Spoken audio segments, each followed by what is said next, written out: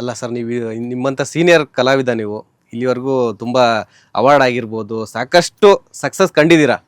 So ನೀವೇ ನಿಮ್ಮ ತಂದೆ ತಾಯಿ ಆಶೀರ್ವಾದದಿಂದಲೇ ಇಲ್ಲಿವರೆಗೂ ಬರೋಕ್ಕೆ ಸಾಧ್ಯ ಆಗಿದೆ ಅಲ್ವಾ? ಸೊ ಅದೊಂದು ಕೊರಗಿದೆ ನೋಡೋಕ್ಕಾಗಿಲ್ಲ ಅಂತ. ಸೊ ಅವ್ರ ಆಶೀರ್ವಾದ ಖಂಡಿತ ಇರೋದಕ್ಕೆ ನೀವು ಇಲ್ಲಿ ತನಕ ಬರೋದಕ್ಕಾಯ್ತು. ನೀವು ಬೇರೆ ಇವಾಗ ಕತೆ ಸೇಮ್ ನಂತರನೇ ನೋವಾಗಿದೆ. ಹೌದು, ಯಾಕೆಂದ್ರೆ ನನಗೆ ತಡ್ಕೊಳಕ್ಕಾಗ್ಲಿಲ್ಲ. ಯಾಕೆ ಅಂತಂದ್ರೆ ಒಂದು ಹೆಚ್ಚು ಕಡಿಮೆ ಒಂದು 10,000 ಕಡೆ ಬೀದಿ ನಾಟಕಗಳು ಎಲ್ಲ ಕಡೆ ಈಗಲೂ ಮಾಡ್ತಾ ಇರ್ತೀನಿ. ಮಾಡ್ಕಡೆ ಹೋದಾಗ ನನ್ನ ಕೈಲಾದಷ್ಟು ಈಗಲೂ ಒಂದು 2 ವರ್ಷದಲ್ಲಿ ಸಾಕಷ್ಟು ಕಡೆ ನಾನು ನಂದೇ ಆದ ಶೈಲಿಯಲ್ಲಿ ಕಾಲೇಜ್ಗಳಲ್ಲಿ ಹೋದಾಗ, ಈ ಉದಾಹರಣೆಗೆ ವಿಜಯನಗರದ್ದು ಬಂಟ್ಸ್ ಕಾಲೇಜ್ 3,500 ಮಕ್ಕಳು, ಅಲ್ಲಿ ನಾಟಕವನ್ನು ಮಾಡಿದ್ವಿ. ಮಗ್ಗಿ ಪುಸ್ತಕದಲ್ಲಿ ಹೇಳಿದಾಗ ಒಂದು ವಿಶೇಷ ದೃಶ್ಯ ಮಾಧ್ಯಮದಲ್ಲಿ ತೋರಿಸ್ಲಿಲ್ಲ. ಒಂದು ಅಪ್ಪನ ಹಾಡು ಹಾಕಿದಾಗ ಒಂದ್ ಮಗು ಬಂತು, ಬರೀ ಆಡಿಯೋ ಹಾಕಿರೋದು, ಬಂದು ಅಂಕಲ್ ಅಂಕಲ್ ಅಂತ. ಯಾಕಮ್ಮ ಏನ್ ಓದ್ತಾ ಇದೀಯ ನೀನು ಅಂತ ಹೇಳಿ, 5ನೇ ಕ್ಲಾಸು ಅಂಕಲ್ ಅದ್ಲು. ಯಾಕೆ ಅಳ್ತಾ ಇದೀಯ ಅಂತ ಹೇಳಿ, ಹಾಡು ಕೇಳಂದಲ್ಲ ಅಂಕಲ್, ನಮ್ಮಪ್ಪನ ಇಷ್ಟೆಲ್ಲ ಕಷ್ಟ ಪಡ್ತಾರ ಹೊತ್ತೇ ಬಿಟ್ಲು ಸರ್. ನನ್ಗೆ ಆಶ್ಚರ್ಯ ಆಗೋಯ್ತು.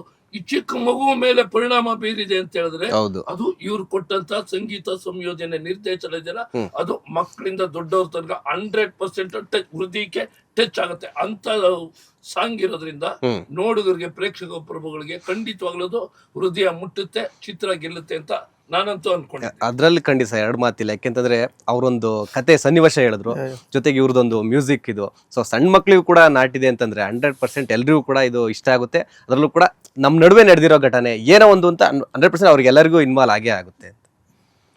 ಸೊ ಅದ್ಭುತವಂತ ಸಿನಿಮಾ ಮಾಡಿದೀರಾ, ಒಳ್ಳೇದಾಗ್ಲಿ. ಇನ್ನು ಕೆಲವೇ ದಿನ ಅಷ್ಟೇ ಬಾಕಿ ಇದೆ. ಏನ್ ಹೇಳ್ತೀರಾ? ಒಂದು ಮಾತು ನಾ ಏನ್ ಹೇಳ್ತೀನಿ ಅಂತ ಹೇಳಿದ್ರೆ, ಎಜುಕೇಶನ್ ಅಂದ್ರೆ ಏನು? What is education? ಗೊತ್ತಿದ್ದವರು ಗೊತ್ತಿಲ್ಲದೆ ಇರೋರಿಗೆ ಗೊತ್ತು ಮಾಡಿಸ್ಬೇಕಾದ್ರೆ ಗೊತ್ತಾಗ್ಸೋದು ಎಜುಕೇಶನ್. ಅಂಬೇಡ್ಕರ್ ಅವ್ರು ಏನ್ ಹೇಳ್ತಾರೆ, ಅವರು 50,000 ಪುಸ್ತಕಗಳನ್ನ ಸಂಗ್ರಹಿಸಿದ್ರು. ಜೊತೆಗೆ ಅವ್ರು ಒಂದೇ ಒಂದು ಮಾತು ಹೇಳ್ತಾರೆ, ನೀನು 2 ರೂಪಾಯಿನ ಸಂಪಾದನೆ ಮಾಡ್ತೀಯ, ಅದ್ರಲ್ಲಿ 1 ರೂಪಾಯಿನ ನಿನ್ನ ಆಹಾರಕ್ಕಾಗಿ ಉಪಯೋಗಿಸ್ಕೋ, ಇನ್ನೊಂದು ರೂಪಾಯಿನ ಒಳ್ಳೊಳ್ಳೆಯ ಪುಸ್ತಕಗಳನ್ನ ಆಯ್ಕೆ ಮಾಡ್ಕೊಂಡೋದು. ಅವರು ಲೈಬ್ರರಿ ಓಪನ್ ಮಾಡೋದಕ್ಕಿಂತ ಮುಂಚೆ ಕಾಯ್ತಾ ಕೂತಿರೋರು, ಬಾಗುತ್ತಾರೆ, ಫಸ್ಟ್ ಹೋಗಿ ಅವ್ರಿಗೆ ಆಯ್ಕೆ ಮಾಡ್ಕೊಂಡು ಪುಸ್ತಕ ಓದೋರು. 50 ದೇಶದ ಸಂವಿಧಾನವನ್ನು ಓದೋದು ಸುಲಭ ಅಲ್ಲ. ಹಾಗೆ ಒಂದು ಕತೆ, ಚಿತ್ರಕಥೆ, ಸಂಭಾಷಣೆಯನ್ನ ಮಾಡಿ ಇವು 150-200ಕ್ಕೂ ಜನರು ಹೆಚ್ಚಿನ ಆರ್ಟಿಸ್ಟ್ ಗಳಿಗೆ ಎಲ್ರಿಗೂ ಹೇಳ್ಕೊಟ್ಟು ಇನ್ವಾಲ್ವ್ಮೆಂಟ್ ಕೊಡಿಸಿ ಅದನ್ನ ನಿರ್ದೇಶನ ಮಾಡಿದ್ರೆ ಒನ್ ಆಫ್ ದಿ ಕ್ಯಾಪ್ಟನ್ ಹರಿವರಾಸ ನಮ್ಮ ನಿರ್ದೇಶಕರು ಇಲ್ಲ. ಯಾಕೆ ಅಂತಂದ್ರೆ ಅತ್ಯುತ್ತಮವಾಗಿ ನಮ್ಮ ನಿರ್ದೇಶನ ಮಾಡಿ ನಮ್ಮಲ್ಲಿರೋ ಪ್ರತಿಭೆನ ಖಂಡಿತವಾಗ್ಲೂ ಹೊರಗಡೆ ಹಾಕಿದ್ದಾರೆ. ಇದು ಖಂಡಿತ ಜನರು ನಮಗ್ ಸಪೋರ್ಟ್ ಕೊಡ್ಬೇಕು. ಯಾಕೆಂತ ಹಿಂದೆ ಒಂದು ಚಿತ್ರ ಬಂದ್ರೆ ನೋಡಿದ್ರೆ, ಈಗ ನನ್ನನ್ನೇ ತಗೊಳ್ಳಿ, ಒಂದು ಈಗ ನಾಂದಿ ಅನ್ನೋ ಸಿನಿಮಾ 6,000 ನೋಡಿದ್ದೆ, ಬೆಟ್ಟದ ಹುಲಿ ಒಂದು 8,000 ನೋಡಿದ್ದೆ, ಸತ್ಯ ಹರಿಶ್ಚಂದ್ರ ಒಂದು 20,000 ನೋಡಿದ್ದೆ. ಯಾಕೆಂದ್ರೆ ಮೇಲಿನ ಮೇಲೆ ಅದು ತೋರ್ಸೋದು, ಮತ್ ಹೋಗ್ತಿದ್ದು, ಸೆಂಟಿಮೆಂಟ್ ಇರೋದು, ತಾಯಿ ಸೆಂಟಿಮೆಂಟ್ ಇರೋದು, ತಂದೆ ಸೆಂಟಿಮೆಂಟ್ ಇರೋದು, ಜೊತೆಗೆ ಕುಟುಂಬದ ಸಮಸ್ಯೆಗಳು ಪ್ರಸ್ತುತ ಸಮಾಜದಲ್ಲಿ ಏನ್ ನಡೀತಾ ಇದೆ ಅದು ಈ ಮಗ್ಗಿ ಪುಸ್ತಕದಲ್ಲಿದೆ. ಅದು ಟಚ್ ಆಗುತ್ತೆ ಅಂತ ನನ್ನ ಅನಿಸಿಕೆ. ಇದು ಓಕೆ, ಏನ್ ಹೇಳ್ತೀರಾ? ಅದೇ ಇನ್ನೊಂದು ಕ್ವಶನ್ ಕೇಳಲೇಬೇಕು, ಯಾಕೆಂದ್ರೆ ಮತ್ತೆ ಫ್ಯಾನ್ಸ್ ಬೇಜಾರಾಗ್ಬಿಡ್ತಾರೆ. ಯಾರು ಫ್ಯಾನ್ಸ್ ಹೇಳಿ? ನಿಮ್ ಬ್ರದರ್ ಫ್ಯಾನ್ಸ್. ಮತ್ತೆ ಏನ್ ಹೇಳ್ತೀರಾ ಬ್ರದರ್ ಅಪ್ಕಮಿಂಗ್ ಮೂವಿ ಆಗಿರ್ಬೋದು, ಏನಿದೆ? ಅಣ್ಣವ್ರದ್ದು ಬ್ಯಾಕ್ ಟು ಬ್ಯಾಕ್ ನಡೀತಾ ಇದೆ. ಆಕ್ಚುಲಿ ಸಿನ್ಸಿಲಿ ರಾಮ್ ನಡೀತಾ ಇದೆ, ಡಿಜಂಗ ಕೃಷ್ಣಮೂರ್ತಿ, ಆಮೇಲೆ ಪಿನಾಕ, ಮತ್ತೆ ಬಹದ್ದೂರ್ ಚೇತನ್ ಸರ್ದು ಡೈರೆಕ್ಷನ್ ನಡೀತಾ ಇದೆ. ಅಣ್ಣೊಂದು ಬ್ಯಾಕ್ ಟು ಬ್ಯಾಕ್ ಇದೆ. ಆಕ್ಚುಲಿ ಕಾಶ್ಮೀರ್ ಹೋಗಿದ್ದಾರೆ ಅಣ್ಣ ಶೂಟಲ್ಲಿ. ಸೊ ನೀವು ಕೊಲ್ಯಾಬ್ ಆಗಿ ಯಾವಾಗ? ಆ ಥರ ಏನಿಲ್ಲ. ಆಕ್ಚುಲಿ ಅಣ್ಣ ಪ್ರತಿ ಸಲ ಯಾವ್ದು ಮಾಡ್ಬೇಕಾದ್ರು ನಂಗೆ ಹೇಳ್ತಾರೆ ಹಿಂಗಣೋ ಅಂತ. ನಾವು ಅಷ್ಟೇ, ನಾವೇನಾದ್ರು ಇದ್ದಾಗ ಹೇಳಿದಾಗ ಚೆನ್ನಾಗಿ ಮಾಡಪ್ಪ ನೀನು ಅಂತ ಅದು ಇದ್ದೇ ಇರುತ್ತೆ ಅನ್ನೋದು. ಓಕೆ, ನಿಮ್ದೇನಿದೆ ಪ್ಲಾನ್ ಕಮಿಂಗ್? ಯಾವುದು ಸರ್? ಅದೇ ಇದಾದ್ಮೇಲೆ ನೆಕ್ಸ್ಟ್ ಇಂದ ಮಾತುಕತೆ ನಡೀತಾ ಇದೆ, ಇನ್ನು ಡಿಸೈಡ್ ಆಗಿಲ್ಲ ಸರ್, ಆದರೆ ಅದು ನೆಕ್ಸ್ಟ್ ಮೂವ್ ಆಗುತ್ತೆ. ಓಕೆ, ಇನ್ನು ಈ ಚಿತ್ರದಲ್ಲಿ ಮಗ್ಗಿ ಪುಸ್ತಕದಲ್ಲಿ ಮೇನ್ ಇಬ್ರು ಕ್ಯಾರೆಕ್ಟರ್ ಇದ್ರೆ ಅಂತ ಹೇಳಿದ್ರಿ. ಸೊ ಅವ್ರಿಗೂ ವೆಲ್ಕಮ್ ಮಾಡೋಣ. ಓಕೆ, ಆಮೇಲೆ ಹೇಳ್ಬಿಡಿ ಸರ್, ಕೆಲವೇ ದಿನ ಇದೆ ಮಗ್ಗಿ ಪುಸ್ತಕ ರಿಲೀಸ್ಗೆ. ಈ ಸಿನಿಮಾದಲ್ಲಿ ನೋಡ್ತಾ ಇರೋದು ಗೊತ್ತಾದಕ್ಕೆ, ಒಬ್ರು ಮಲಯಾಳಿ ಡೈರೆಕ್ಟರ್ ಬಂದ್ರು, ಡಬಲ್ ಆಕ್ಟಿಂಗ್ ಅರ್ಧ ಸಿನಿಮಾ ಆಗೋಗಿದೆ. ಮಹಾಗುರು ಒಬ್ಬ ಚಿಕ್ಕವನು ಒಬ್ಬದು, ಅದು ಮಾಡಿದೆ. ಇನ್ನೊಬ್ರು ಇನ್ನೊಂದು ಸಿನಿಮಾದಲ್ಲಿ ಡಬಲ್ ಆಕ್ಟಿಂಗ್ ಮಾಡ್ಸೋರು, ಅದು ಸೆನ್ಸರ್ ಆಗಿ ದೇವದೂತ ಅಂತ ಹೇಳಿ ಅದು ಬರ್ತಾ ಇದೆ. ಇನ್ನು ನಂದೇ ಆದ ಒಂದು ನಾಟಕ ಪರಿಸರ ನಿಸರ್ಗ ಅಂತೇಳಿ ನನ್ನ ನೀರು ಹಾಕ್ಬಿಟ್ಟು ಸಿನಿಮಾ ಸೆನ್ಸರ್ ಆಗಿದೆ. ಅಂದ್ರೆ ಎಲ್ಲ ಇದೆಲ್ಲಿಂದ ಮಗ್ಗಿ ಪುಸ್ತಕದಿಂದ ಬಂದಿರೋದು. ಮಗ್ಗಿ ಪುಸ್ತಕದಲ್ಲಿ ನನ್ನ ಅಭಿನಯಕ್ಕೆ ಒಂದು ಹೊಸ ಅವಕಾಶ ರೂಪರೇಷೆ ಕೊಟ್ಟು ನಿರ್ದೇಶನ, ಅದನ್ನ ನೋಡಿದವರು ಒಂದು ಒಳ್ಳೆಯ ಅವಕಾಶವನ್ನು ಸಿಕ್ಕಿದ್ರಿಂದ ಹೆಚ್ಚಿನ ಅವಕಾಶಗಳು ಸಿಗ್ತಾ ಇದೆ. ಈ 71ನೇ ವಯಸ್ಸು ಹಿರಿಯ ಕಲಾವಿದರಿಗೆ ಅವಕಾಶವೇ ಸಿಗಲ್ಲ. ಅಂತದ್ರಲ್ಲಿ ನನ್ನಂತ ಹಿರಿಯ ಕಲಾವಿದನಿಗೆ ಅವಕಾಶ ಕೊಟ್ರಲ್ಲ, ಡೈರೆಕ್ಟರ್ ಗ್ರೇಟ್ ಮತ್ತು ಪ್ರೊಡ್ಯೂಸರ್ 100% ಗ್ರೇಟ್. ಯಾಕೆಂತ ಹಿರಿಯ ಕಲಾವಿದರು ನೀವು ನೋಡ್ತೀರಿ ಅಲ್ಲಿ ಪತ್ರಿಕೆಗಳಲ್ಲಿ, ಟಿವಿಗಳಲ್ಲಿ, ಹಿರಿಯ ಕಲಾವಿದರಿಗೆ ಅವಕಾಶವೇ ಇಲ್ಲ ಅಂತ ಹುಡುಕೊಂಡು ಬಂದು ಅವಕಾಶ ಕೊಟ್ಟು ಅದನ್ನ ಮಾಡಿಸಿದಾರಲ್ಲ. ಹೌದು, ರಿಯಲಿ ಈ ತರ ದೊಡ್ಡದು ಸಿನಿಮಾ ಇದನ್ನ ಪ್ರೇಕ್ಷಕರು ಜಾಸ್ತಿ ದಿನ ಓಡಿಸಿದ್ರೆ ಏನಾಗುತ್ತೆ, ನಿರ್ದೇಶಕರು ನಿರ್ದೇಶನ ಮಾಡೋದ್ರ ಜೊತೆಗೆ ಅನ್ನದಾತರು, ಇದರ ನಿರ್ಮಾಪಕರು 4 ಜನಕ್ಕೆ ಅನ್ನ ಹಾಕ್ತಾರೆ. ಈ ತರ ಚಿತ್ರ ಬರಬೇಕು, ನಿರ್ಮಾಪಕರು ನಿರ್ದೇಶಕರು ಹೆಚ್ಚಿನ ರೀತಿಯಲ್ಲಿ ಬರಬೇಕು ಅಂತ ನನ್ನ ಮನದಾಸೆ. ಆಕ್ಚುಲಿ ನಿಜ ಹೇಳ್ಬೇಕು ಅಂದ್ರೆ ನಮ್ಮ ಪ್ರೊಡ್ಯೂಸರ್ ಹಂಟ್ ಮಾಡ್ತಿದ್ರು ನಮ್ಮ ಹರಿ ಮಾಡ್ಬೇಕಾದ್ರೆ ಎಷ್ಟೋ ಜನ ಸ್ಟೋರಿ ಹೇಳಿದಾಗ ಈಗ ಅವನ ತಲೆಯಲ್ಲಿ ಕ್ಯಾರೆಕ್ಟರ್ ಫಿಕ್ಸ್ ಆಗ್ಬಿಟ್ಟಿತ್ತು. ಈಗ ಒಂದು ತಾತನ ಕ್ಯಾರೆಕ್ಟರ್ ಸರ್ಕೈಲಿ, ಇನ್ನೊಂದು ಕ್ಯಾರೆಕ್ಟರ್ ಮೇನ್ ಕ್ಯಾರೆಕ್ಟರ್ ತಂದೆ ಕ್ಯಾರೆಕ್ಟರ್ ಅಂತ ಫಿಕ್ಸ್ ಆಗ್ಬಿಟ್ಟಿತ್ತು. ಆದ್ರೆ ಪಾಪ ಪ್ರೊಡ್ಯೂಸರ್ ಇವ್ರು ಹೋಗಿತ್ತು, ಅವ್ರು ಆಫರ್ ಕೊಡ್ತಾ ಇದ್ರು, ಅವ್ರು ತೆಗೆದ್ಬಿಡಿ, ಅವ್ನು ತೆಗೆದ್ಬಿಡಿ, ಇಷ್ಟು ಬಡ್ಜೆಟ್ ಇದೆಯಲ್ಲ ನಿಂಗೆ ಡಬಲ್ ಕೊಡ್ತೀನಿ ಅಂತ. ಆದ್ರೆ ಆ ವ್ಯಕ್ತಿ ಹಿಂಗೆ ಒಂದ್ ಮಾತು ಕೊಟ್ಟ ಅಂದ್ಬಿಟ್ಟು ಇವ್ರನ್ನಾಗ್ಲಿ ಆಮೇಲೆ ಅವ್ರ ತಂದೆ ಕ್ಯಾರೆಕ್ಟರ್ ಮಾಡಿದ್ದಾರೆ,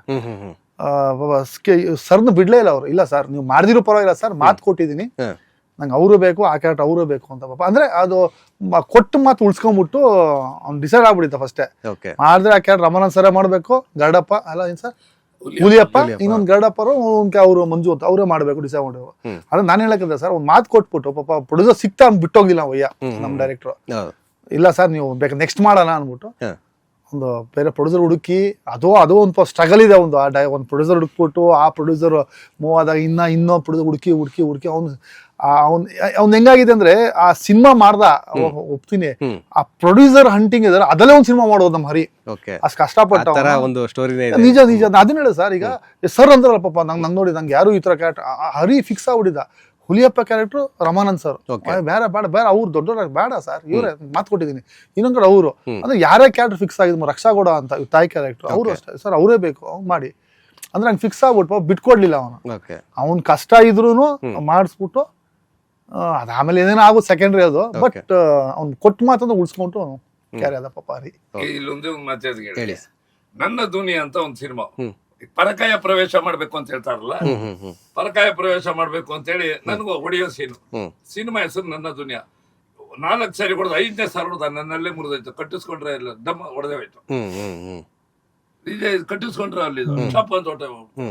ನಾನು ಇದನ್ನ ಡೈರೆಕ್ಟರ್ ಹತ್ರನೇ ಹೇಳಿದೆ, ಯಾಕೆಂತಂದ್ರೆ ಇನ್ವಾಲ್ವ್ಮೆಂಟ್ ನೈಜವಾಗಿ ಬರ್ಬೇಕು, ಹೊಡೆದ ಅಲ್ಲೇ ಮುರಿದು ಹಾಕ್ಬಿಟ್ಟ, ಬಾಯಲ್ಲೆಲ್ಲ ತುಟಿ ಎಲ್ಲ ರಕ್ತ ಬಂದ್ಬಿಡ್ತು.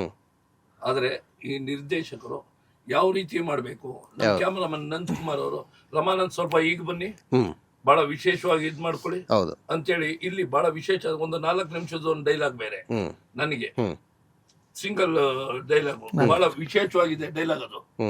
ತುಂಬಾ ವಿಭಿನ್ನ ರೀತಿಯಲ್ಲಿ ಒಂದು ಗಿಂಬಲ್ ಅಲ್ಲಿ ಎಲ್ರಿಗೂ ಎಜುಕೇಶನ್ ಅಂದ್ರೆ ಏನು ಅನ್ನೋದ್ರ ಬಗ್ಗೆ ಪ್ರಿನ್ಸಿಪಾಲ್ ಹತ್ರ ಬಹಳ ಅತ್ಯುತ್ತಮವಾಗಿ ಅದನ್ನ ಇದ್ ಮಾಡಿಸಿದ್ದಾರೆ.